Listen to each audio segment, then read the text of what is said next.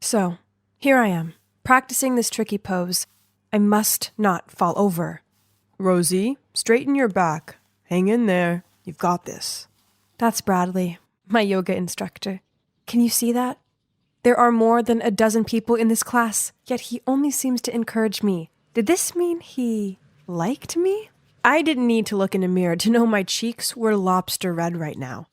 I'm Rosie, by the way, 18 years old. I'm still single. Not to brag, but I know I'm kind of pretty, friendly, and fun to be around.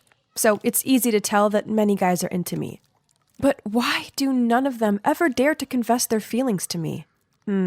What were they so afraid of? Take Bradley, for instance. He clearly liked me, but was too shy to admit it. It was so obvious as he kept deterring past my mat just so he could check out my position. Even my best friend Joseph noticed that, as every time Bradley approached, Joseph would have this cheeky smirk on and send me signals with his eyes. I already told him not to do that. After class, Joseph kept teasing me about it. He told me Bradley definitely had feelings for me and just needed one more push for leverage. Although I reluctantly told him to stop, he insisted on being the wingman by texting Bradley about me. Bradley, why don't you ask Rosie out? You two look really cute together. Come on, you know that wouldn't work. Huh? Why not? Because, Joseph, it's you I'm crazy about. I was not okay. What was the problem with all the men around me? Why didn't they like me?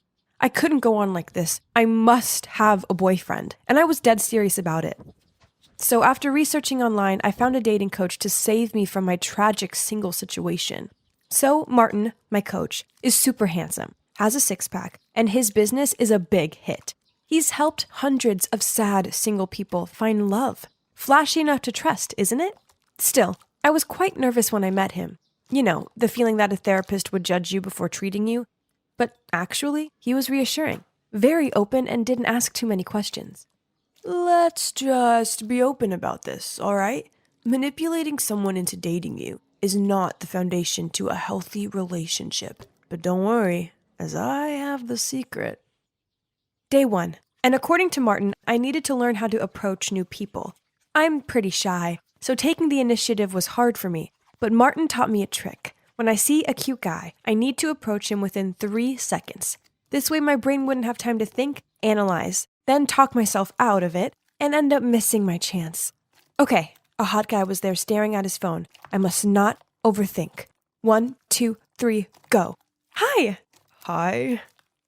So I just saw you, and I think you're really hot. I'm here to say hi.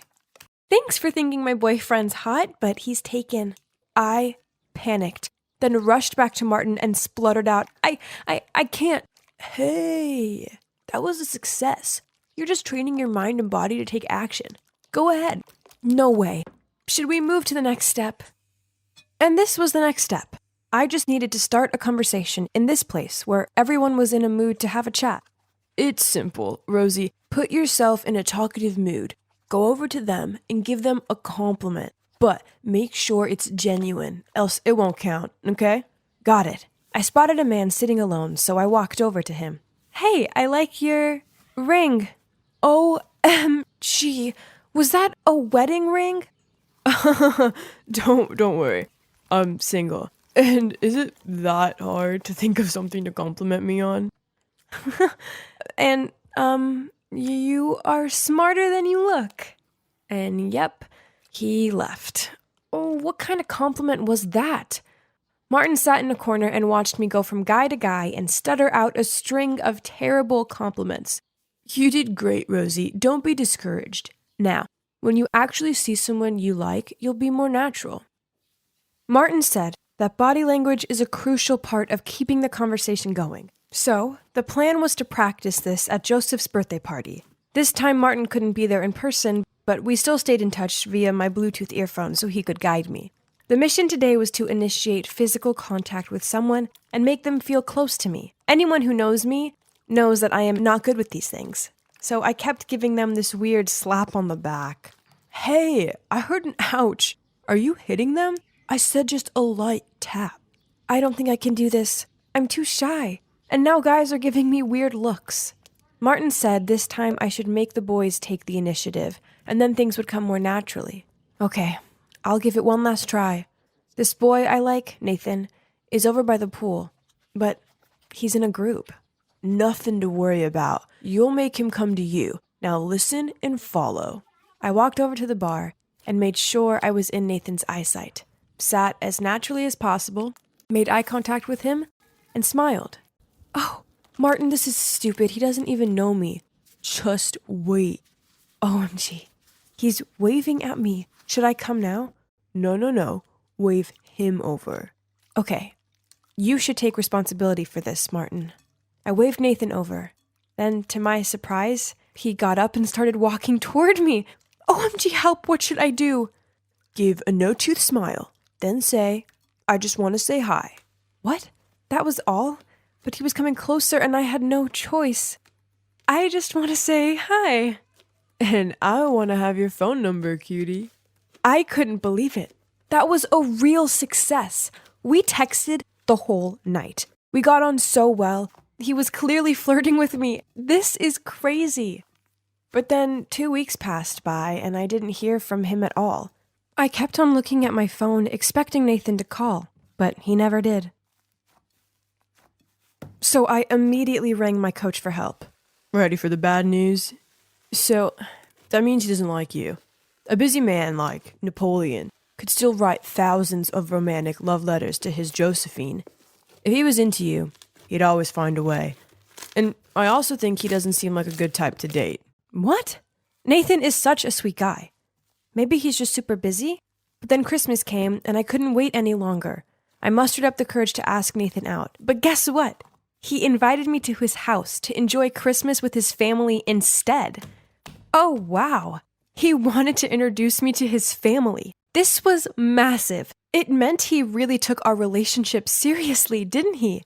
But when we got to Nathan's place, to my surprise, it was just a small apartment and definitely not big enough for a whole family. Seeing my confused look, Nathan said his family must have changed their plans and went out, which was for the better as the two of us would have more time together. Suddenly, I saw a shadow of a girl in a red dress in his bedroom. Then Nathan immediately pulled me away and said, that's my maid. How annoying. So, do you want to go to the hotel so we can have more time alone? Really? Did he think I was born yesterday? I refused immediately, and Nathan began to change his attitude. Okay, but I can't drive you home. I have something urgent. But don't worry, I'll take you to the nearby bus stop. I have never felt so stupid. Martin was right. Nathan wasn't serious about me. He just wanted to use me. But what went wrong? I did everything I could, but I kept failing again and again. No one liked me. I called Martin in tears, and he ended up driving there to pick me up right on Christmas Eve. I felt like the most tragic person ever. Martin was so patient. He turned the radio on so loud and didn't say anything until I finished crying and calmed down. Misread the signals again, huh? How could I have known? Well, I'm not saying this to make money off you, but looking at the current situation, I think you need to hire me for longer than you think. My love life may have sucked, but at least I had Martin. Here's my hope. He was the best coach ever, as he didn't mind answering my questions, and he always picked up the phone whether it was office hours or midnight. Then one night I was out with my friends. I drank a few too many wines and phoned Martin up and slurred out a load of drunken nonsense. He immediately came to pick me up and drove me home, saying that he needed to make sure I got home safely. He was such a sweet guy. I felt something, but then reassured myself that he was just being nice. But Joseph insisted that Martin was only acting this way because he liked me. Seeing everything he did, and you still have to wonder about his feelings? Dummy. Believe me, I'm not wrong this time. Mr. Six-Pack is crazy about you. Congrats. Thinking about it, it did make sense. So I started stalking my coach on social media and daydreaming about him. Then taking Martin's own advice that I needed to make my feelings known. So, on Valentine's night, I myself made this box of chocolates and took them round to his. I took a deep breath, then rang the doorbell. But then, standing at the door was him holding hands with another girl. I awkwardly said, Don't you like me? I mean, you taught me that when a guy likes a girl, he'll always be there for her. You picked me up in the middle of the night, and you always listened and comforted me when I was sad. You even brought me hot tea when my Aunt Flo came to visit. Doesn't everything match up? Rosie, I was just being nice. Sorry, but you've confused the signs. Again. I was totally dumbfounded. I couldn't face the thought of seeing Martin ever again, so I blocked him from my life. Ugh. In the following days, I was under a variety of emotional states, from extreme stress, heartbreak, embarrassment, then disappointment because of my extra delusion. I struggled with insomnia almost every night and tried to bury my feelings by binge eating junk food. Just 2 weeks later, I looked at myself in the mirror. There were dark circles under my eyes, my skin was dry and flaky, and I felt bloated and sluggish most of the time. Seeing myself like that reminded me of something Martin had said. How can you expect someone else to love you if you don't love yourself? I knew I needed to change, so I started eating more healthily, working out, and finding me time. And you know what? It worked. Now I can finally say that I see my own worth, and I'll never allow a man to treat me badly ever again.